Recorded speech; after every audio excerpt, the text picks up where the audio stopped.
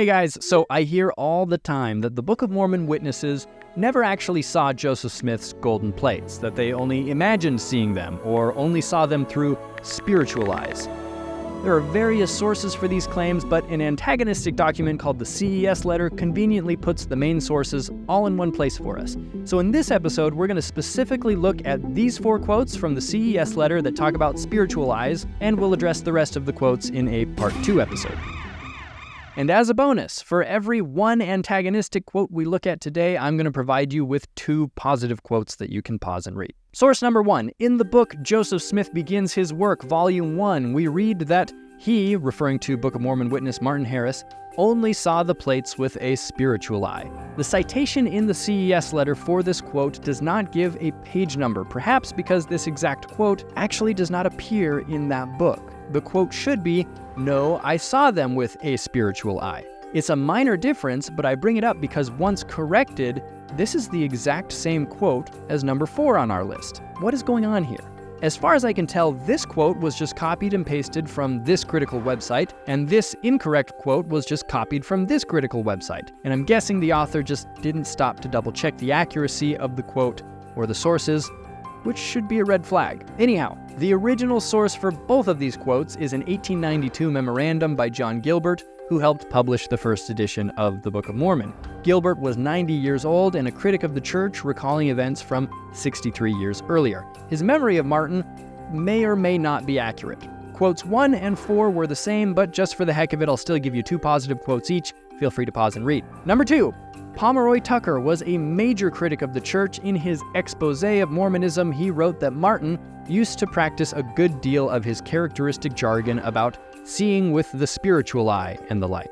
It's unclear if this is something that Tucker heard Martin say firsthand or something he just heard through the grapevine. Also note that this reference in the CES letter is also just copied and pasted from a critical website. Here are your positive quotes. Number 3. Another copied and pasted reference takes us to an 1833 letter from Jesse Townsend to Phineas Stiles. Townsend wrote that Martin claimed to see the plates with spiritual eyes. Jesse was a preacher in Palmyra for a while. In 1833, he signed one of Philastus Hurlbut's very questionable affidavits aimed at discrediting Joseph Smith. Positive quotes here. So, there are various reasons to question the reliability of the 3 critical statements we've been looking at. That said, let's just assume that Martin Harris did say that he saw the plates with spiritual eyes. Is that a problem? Personally, I'm fine with it.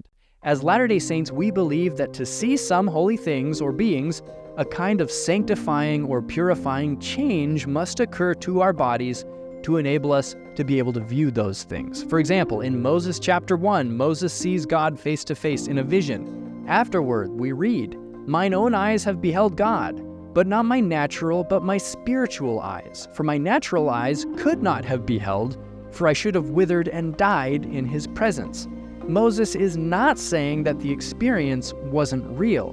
He's saying that some kind of spiritual change had to occur so that he could view real things from the spiritual realm. As scholar Richard Lloyd Anderson said, Martin Harris was confidently claiming something more, not something less than normal sight. And this was something that fellow witness David Whitmer understood well. Replying to a critic, David wrote in a letter, "Of course we were in the spirit when we had the view, for no man can behold the face of an angel, except in a spiritual view. But we were in the body also, and everything was as natural to us as it is at any time.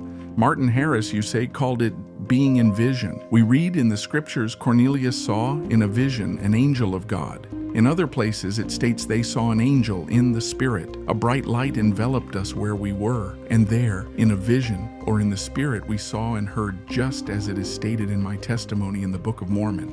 We also read in the Bible about mortal eyes being opened in order to see real beings or objects from the spiritual realm. In Numbers 22, the Lord opens the eyes of Balaam to enable him to see the angel standing in the path of his donkey. I actually found an 1867 book that says he saw the angel with his spiritual eyes. The author goes on to say, whenever an angel is seen, we may be assured that it is with spiritual eyes. Is the angel only imaginary? No. The biblical account reports that it was physically blocking the path of Balaam's donkey. We find another example in 2 Kings 6, where the prophet Elijah prays that his servant's eyes may be opened to see an army of angelic chariots protecting Elijah from a nearby Syrian army. One 1890 commentary actually rephrased Elijah's prayer, enable him to see with his spiritual eyes the great realities around him. Nothing was created or changed for him. The heavenly host were really there, but unperceived as the stars are in the heavens and the flowers in the field, though the blind man sees them not. If these biblical figures were described as seeing real heavenly beings and objects through spiritual eyes, why is it a problem if Martin Harris uses the same language to describe his experience seeing a heavenly being and the golden plates? In my opinion, it's not. You guys, to these witnesses, this was real. In words attributed to Oliver Cowdery, "My eyes saw, my ears heard, and my understanding was touched. And I know that whereof I testified is true. It was no dream, no vain imagination of the mind. It was real." Go check out this episode while you're here. Have a great day.